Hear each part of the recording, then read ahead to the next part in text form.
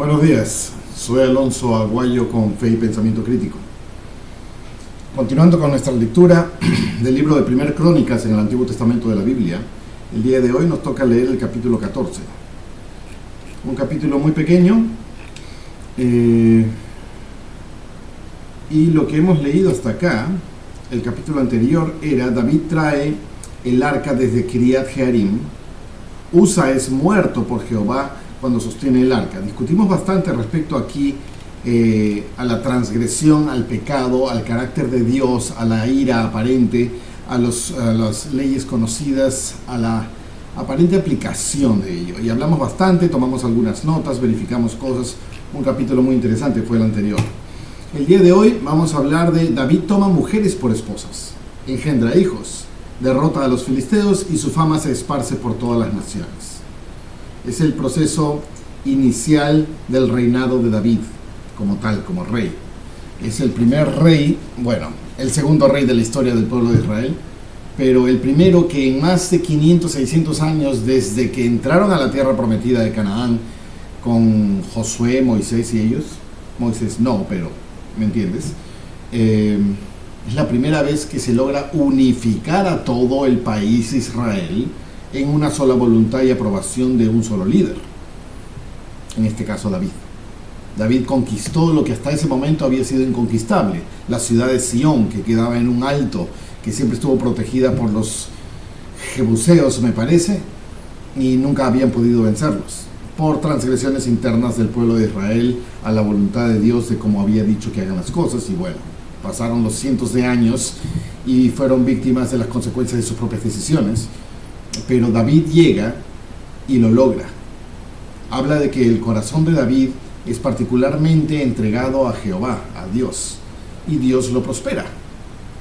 Lo ha prosperado como jovencito pastor cuando era niño, lo ha prosperado como general de los ejércitos del rey Saúl, el primer rey, lo ha prosperado huyendo de la persecución política que Saúl ejerció sobre él cuando se enteró que iba a ser su sucesor, llamado por Dios, y él decidió: tengo que matarlo. Y David huyó, nunca lo mató a Saúl en represalia, teniendo varias oportunidades de hacerlo, y decidió no hacerlo, porque si Dios lo ha puesto, ¿quién soy yo para matarlo? Y así Jehová prosperó el camino de David. Finalmente, y después de muchos eventos nada fáciles, tiene el reino. Ha logrado conquistar Sión. Ahora va a ser la ciudad de David. Luego posteriormente se llama Jerusalén, y ha logrado unificar a todo el país en una sola intención para con David. ¿Ok? Entonces, un poco ahora de David. Hiram, rey de Tiro, envió mensajeros a David, una tierra vecina, y madero de cedro y albañiles y carpinteros para que le edificasen una casa. Hiram, rey de Tiro. ¿Ok? Entonces, otro reino. Esto parece una sobornada, una congraciada. Te regalo todo esto para que tengamos un buen algo. Y entendió David que Jehová lo había confirmado como rey sobre Israel, recién se dio cuenta, y que había enaltecido su reino por causa de su pueblo Israel. Interesante, por causa de su pueblo Israel. Dios me ha bendecido a mí porque el pueblo de Israel es importante para Jehová. No porque yo soy importante, no porque yo soy lo máximo. Interesante detalle. Detalle del aparente carácter de David, ¿no? Entonces David tomó más esposas de Jerusalén y engendró David más hijos e hijas. En ningún momento se establece acá que es la voluntad de Dios que tengas más esposas, o no es la voluntad de Dios que tengas más esposas. Sin embargo, no se habla de muchas personas o todas las personas teniendo acostumbradamente muchas esposas. Pareciera reflejarse por cernimiento en lo que queda, que solamente las personas autorizadas, no sé cómo más llamarlo, podían tener varias esposas. En este caso, ¿quién es el más autorizado? El rey. ¿Habían otros con más esposas? No estoy diciendo que sí o que no, no lo sé. David tomó más esposas y engendró más hijos. Ahora, sabemos lo que pasó con la familia de David, ¿no? Fue una desgracia terrible. El libro de Samuel habla de la terrible cuna de maldad profunda que nació del centro de la familia de David, como promesa maldición al pecado que David había cometido, por el cual debía morir, pero se le concedió no morir para que se cumplan otras cosas, pero el castigo sería que la paz en su familia nunca estaría presente. Y las historias que ocurrieron fueron horribles. Y estos son los nombres, versículo 4, y estos son los nombres de los que le nacieron en Jerusalén: Samúa y Sobab, Natán y Salomón. Salomón es el personaje más resaltado acá porque va a ser el siguiente rey después de David. ¿Por qué Salomón y los otros tres no? O cualquiera de los otros tres, o todos los demás que vamos a seguir mencionando. Tal vez nos enteremos más adelante. ¿Y qué más hijos? 5. Ibar y Elisúa y Elpelet y Noga y Nefeg y Jafía y Elisama y Beeliada y Elifelet. ¿Ok? Todos estos hijos de múltiples esposas, entendemos. Acá dice tomó más esposas. ¿Qué dice acá en esposas? Matrimonio plural, una referencia de concepto. ¿Ok? Salomón, pues el libro de Salomón. Muy bien. 8. Y cuando los filisteos oyeron que David había sido ungido rey de todo Israel, David no es un personaje nuevo ni desconocido para los filisteos.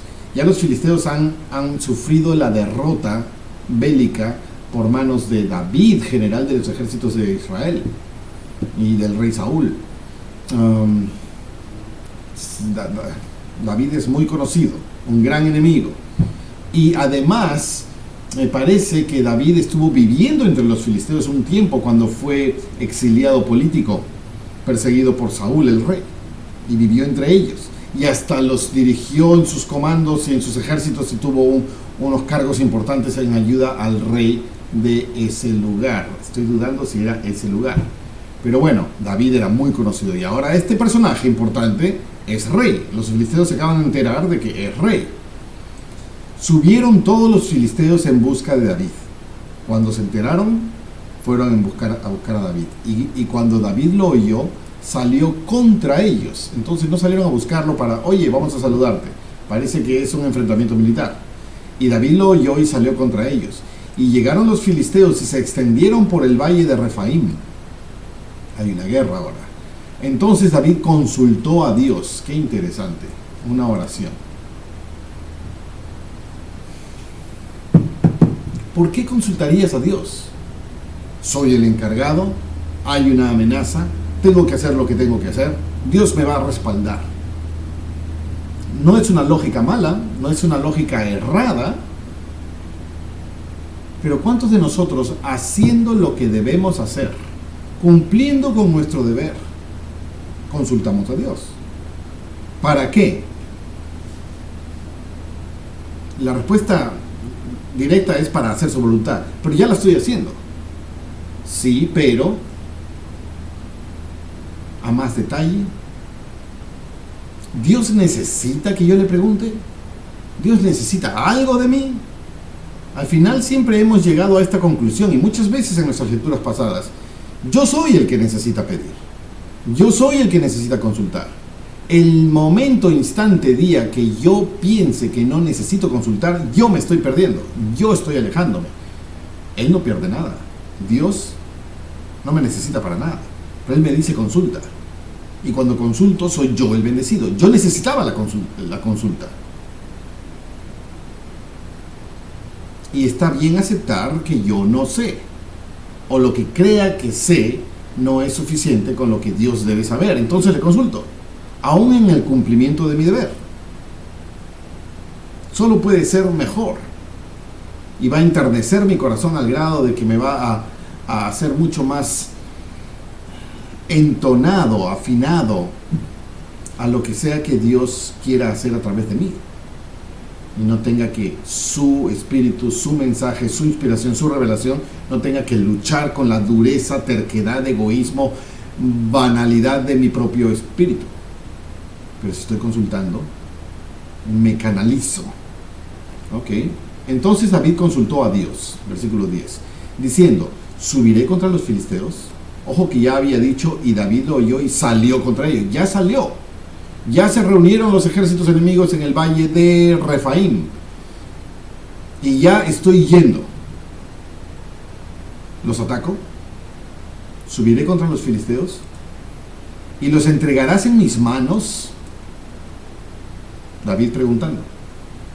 Y Jehová le dijo, qué importante, revelación, respuesta, oración, esa sensación que solo yo sé y sé que es verdad y no hay forma de que nadie me diga que no es verdad, pero tampoco hay forma de convencer al resto que es verdad.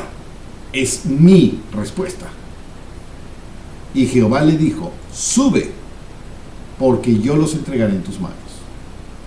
He aquí el carácter de Dios, he aquí el carácter de David y la relación que David tiene con Dios y la relación que Dios tiene con David. Subieron pues, con la confianza engrandecida de la fe humilde de la consulta que David hizo, subieron pues a Baal Perasim y allí los derrotó David. Luego David, Dios ha abierto brecha entre mis enemigos por mi mano. Yo no lo he hecho, Dios lo ha hecho. Porque cuando ganamos algo, ¿qué hace el resto que me rodea? Me felicita, me alaba, me cantan canciones, me suben en brazos, me dan adornos, me hacen creer que soy yo lo máximo. Y alto ahí, Dios ha abierto brecha entre mis enemigos. Por mi mano, sí, yo dije y estrategia y todos nosotros hemos hecho, pero es Dios quien lo hace por medio nuestro. Ha abierto brecha como irrumpen las aguas, como si hubiera abierto en dos. Por esto llamaron el nombre de aquel lugar Baal Perasim, lo que significará algo como abrir brecha, como irrupción de aguas, supongo. Dijo luego David, Dios ha abierto brecha por mi mano. Esto habla del carácter de David. David fue escogido hace 25 años antes de esta historia. Y dice el versículo, fue escogido por su corazón. Estas son las evidencias de su corazón.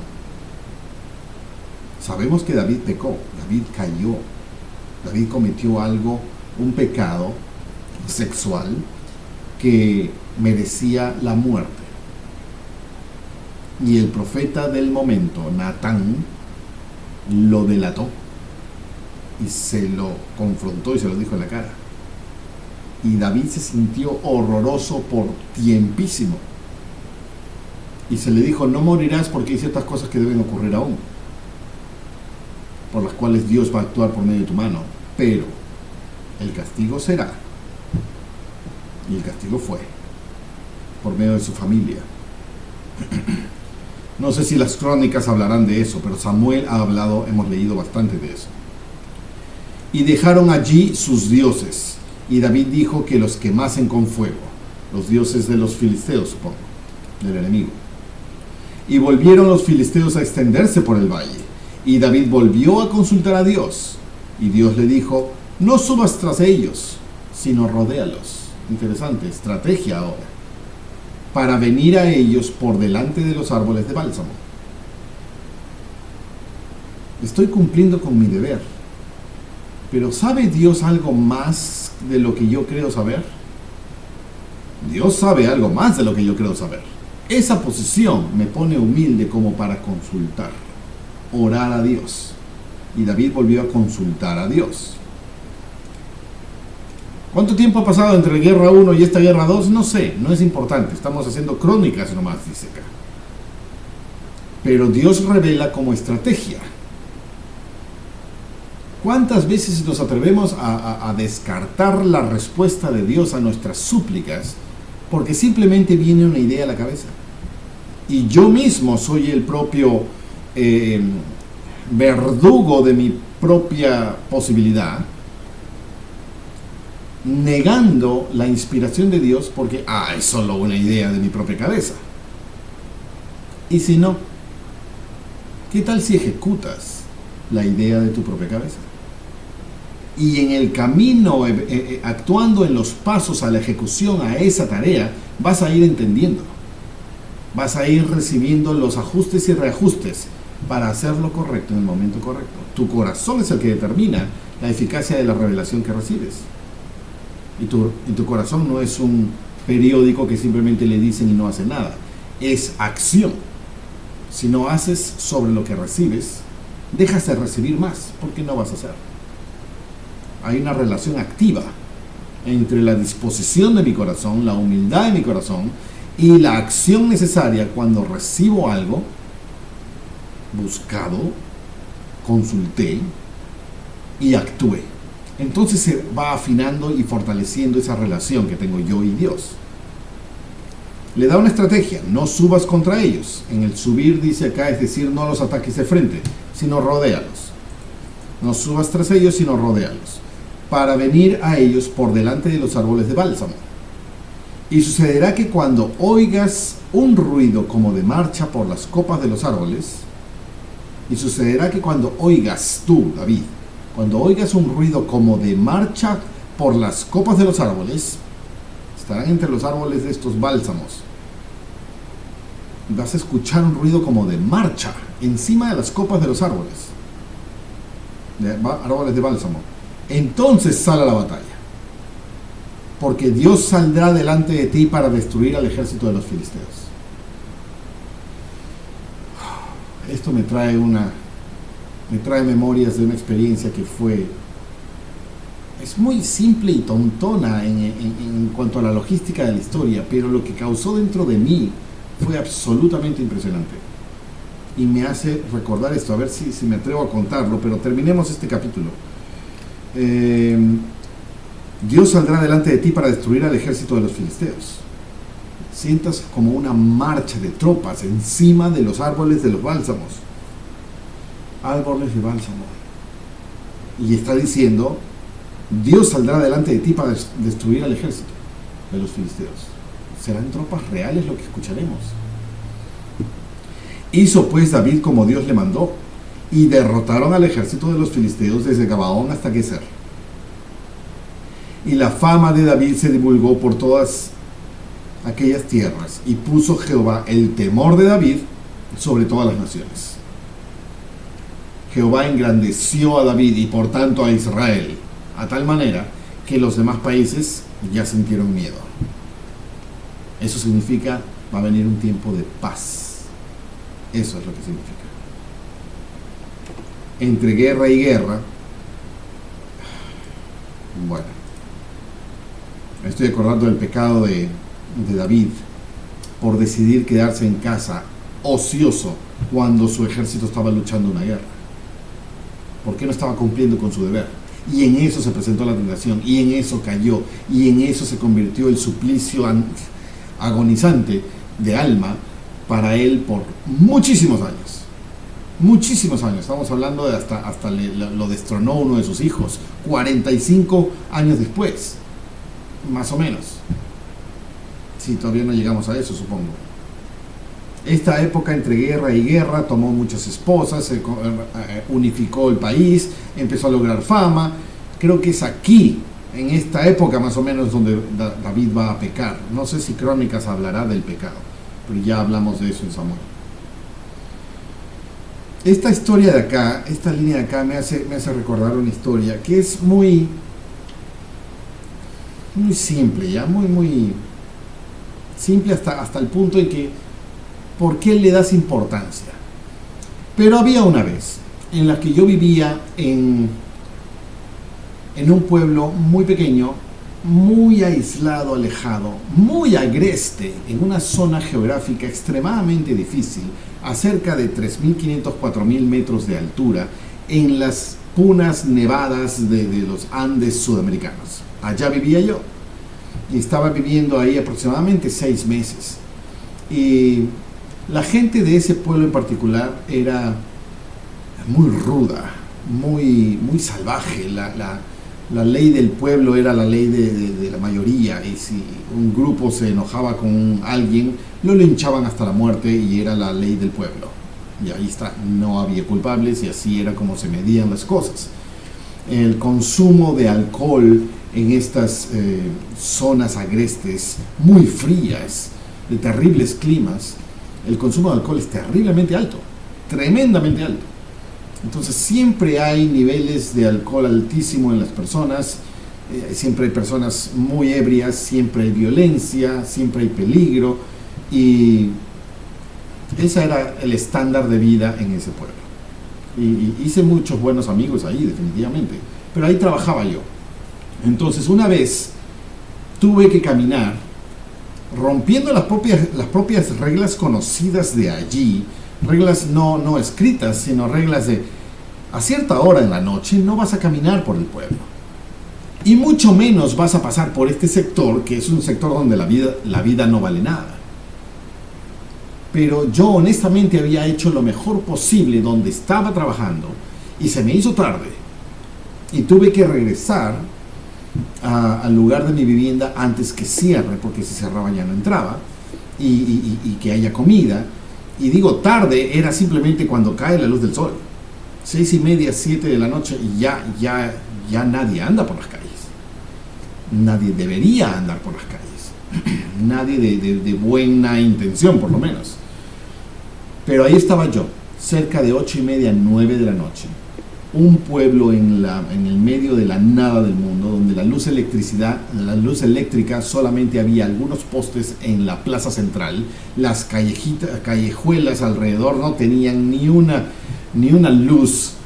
Los pavimentos eran escasos, mucho lodo, barro, oscuridad total. 8:30, 9 de la noche. Es como, no sé, es como las 2 de la mañana en cualquier ciudad, ¿ok?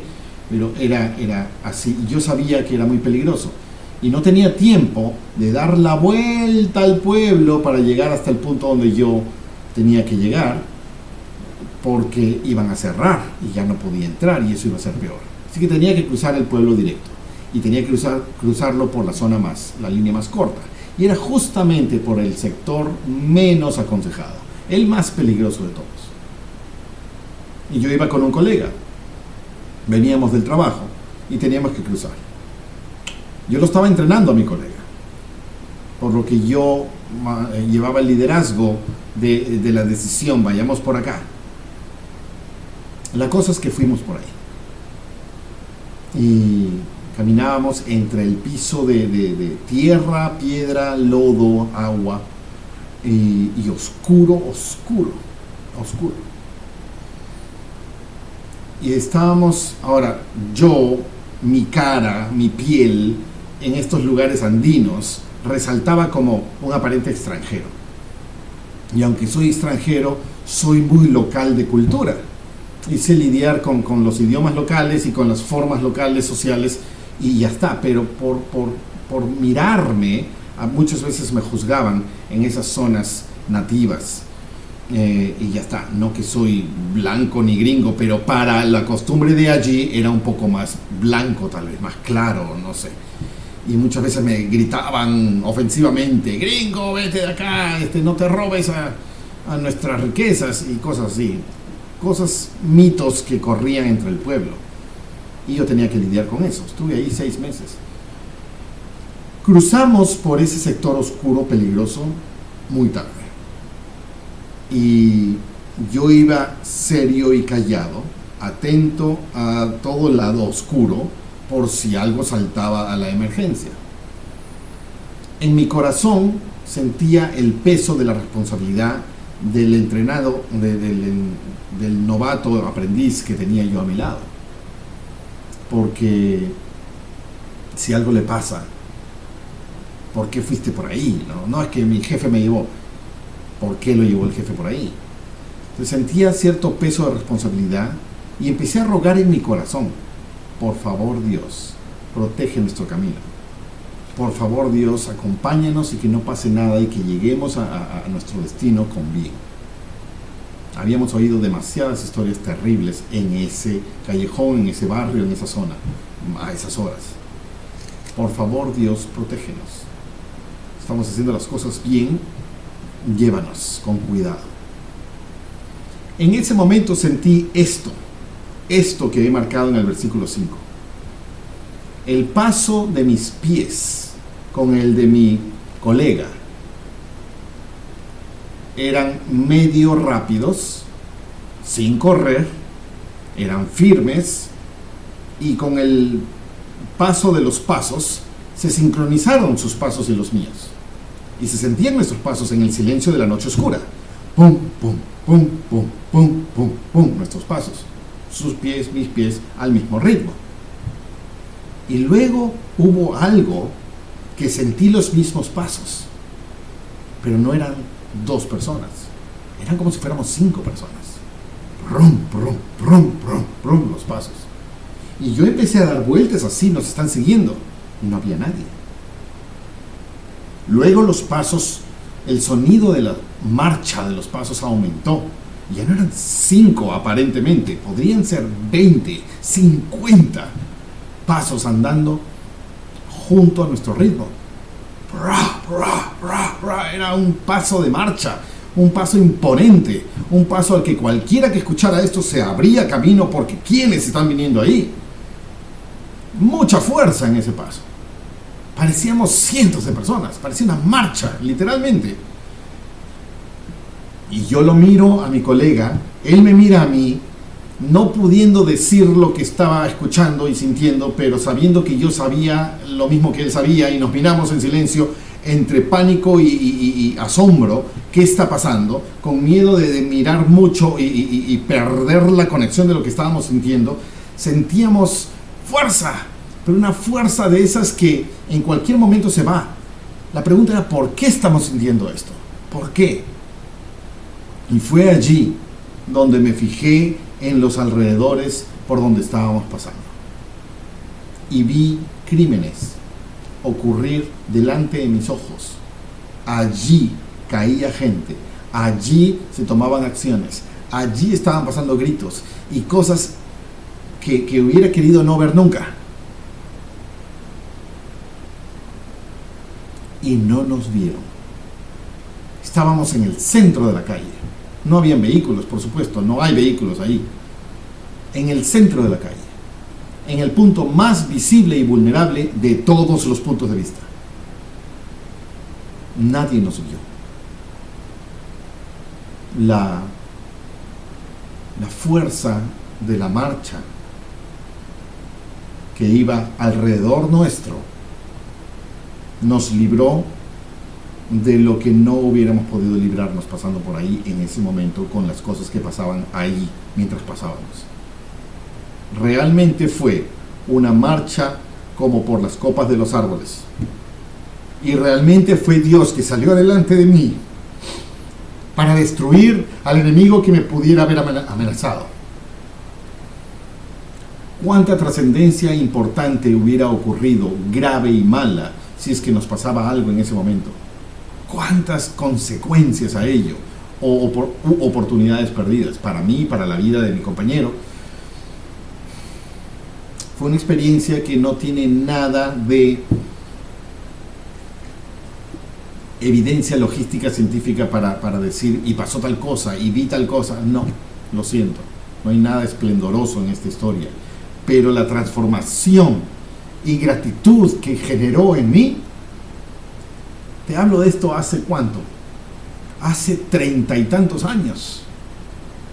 Y lo cuento ahora y lo vuelvo a vivir con la mismísima intensidad que se sintió en ese momento.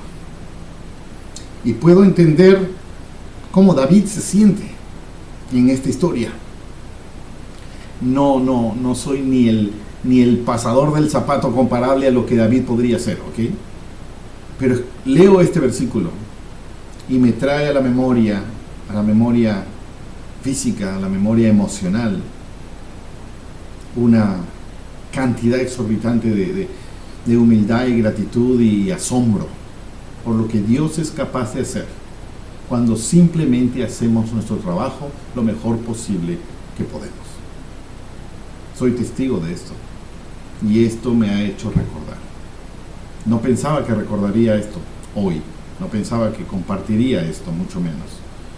Esta historia la he compartido tal vez un puñado de veces a tal vez un puñado de personas en mi vida, personas importantes. Y ahora, por alguna razón, lo he divulgado aquí. No quiero dar más vueltas al asunto. Para mí es del peso que es y me hace entender la importancia de ciertos personajes en ciertos momentos de sus vidas. David cayó, yo caí. ¿Quién no cae? Pero eso no niega nada. Las crónicas fueron escritas 500, 600 años después de David. Y ahí están escribiendo esta historia.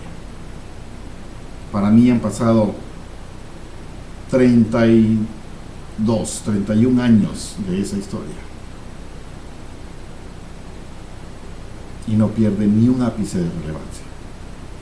Me siento humildemente agradecido por haber sido testigo y tal vez portador de una protección semejante. Estoy seguro que muchísimos han vivido algo parecido. Y el tiempo y el cerebro y el ego y las lógicas humanas nos hacen quitar la importancia al evento con el tiempo. Yo me esfuerzo por no hacerlo. No quitarle importancia, no olvidar del hoyo del que vine o de los niveles de los que salía o salí o estuve. Eso es todo, no quiero hacer más. Cierro aquí el capítulo de 1 Crónicas 14. Nos vemos en el próximo episodio.